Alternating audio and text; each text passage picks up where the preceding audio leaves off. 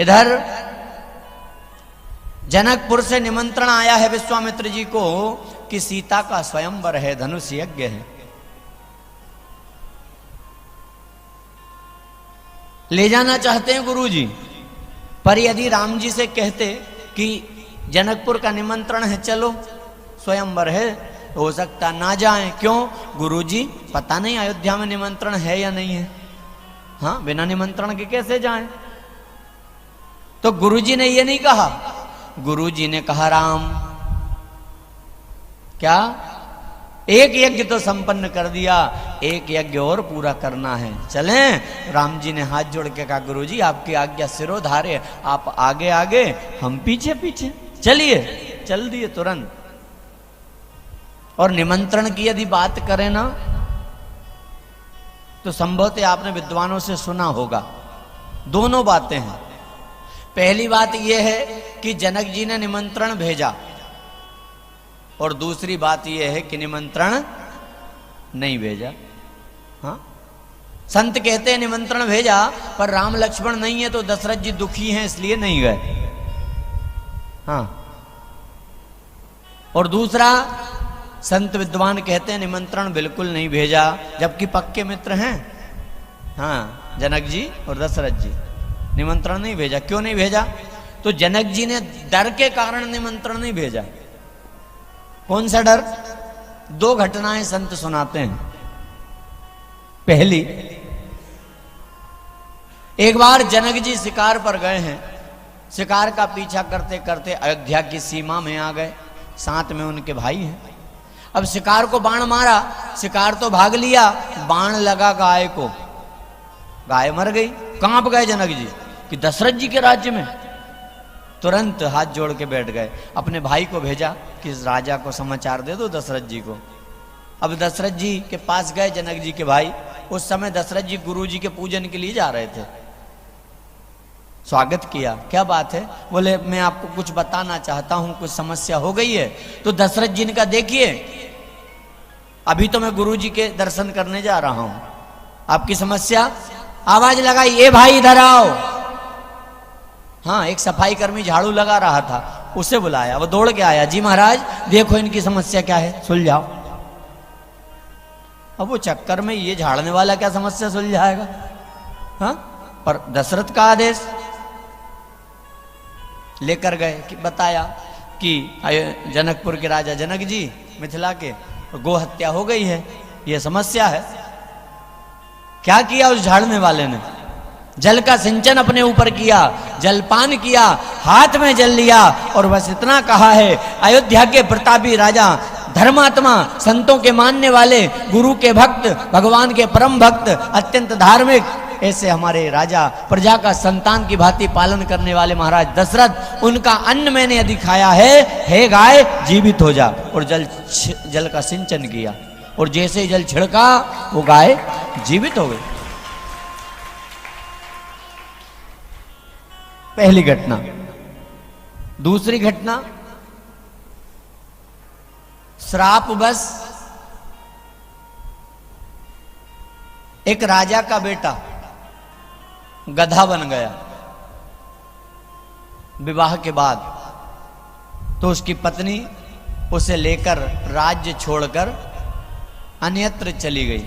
ये दूसरे राज्य में मेहनत मजदूरी करती, अपने पति जो गधे के रूप में है श्राप के कारण, उसका पेट भरती, खुद दिन काटती। एक दिन रानी की नजर पड़ी तो रानी ने बुलाया, बेटी तुम सभ्य घर की कोई राजकुमारी लगती हो।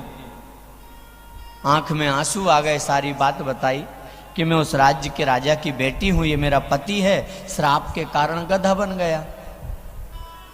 तो रानी ने आदेश दिया इससे कोई काम नहीं करवाएगा, अच्छे से ध्यान रखा जाए।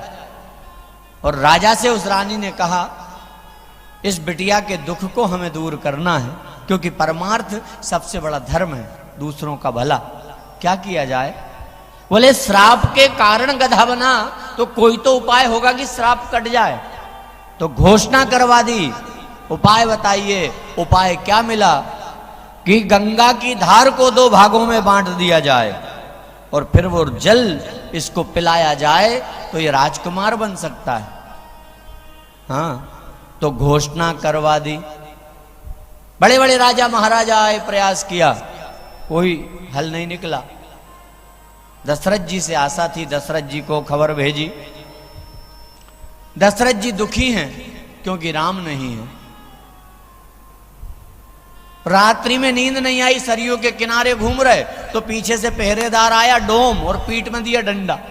और जैसे देखा, राजन आप क्षमा कीजिएगा, मेरा काम है रक्षा करना, मुझे लगा कोई चोर है। दशरथ जी ने कहा कोई बात नहीं भैया। बोले राजन नींद नहीं आ रही, इतनी रात गए? तो सारी समस्या बताई कि मुझ पर भरोसा दिखाया और मेरा मन जाने का नहीं है, क्या करूं? तो उस डोम ने कहा महाराज इतनी सी बात, आप तो एक पत्र लिख दो, मैं जाता हूं। हाँ, दशरथ जी ने पत्र लिख दिया, व्यस्तता के कारण मैं तो नहीं आ पा रहा हूं, ये आदमी भेजा है काम करवा लेना।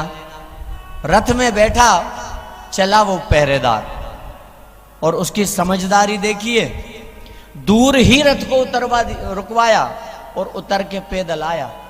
क्योंकि रथ से यदि पास में जाता लोग समझते दशरथ जी आ गए, तो प्रणाम करते, उसका पुण्य क्षीण हो जाता। हाँ,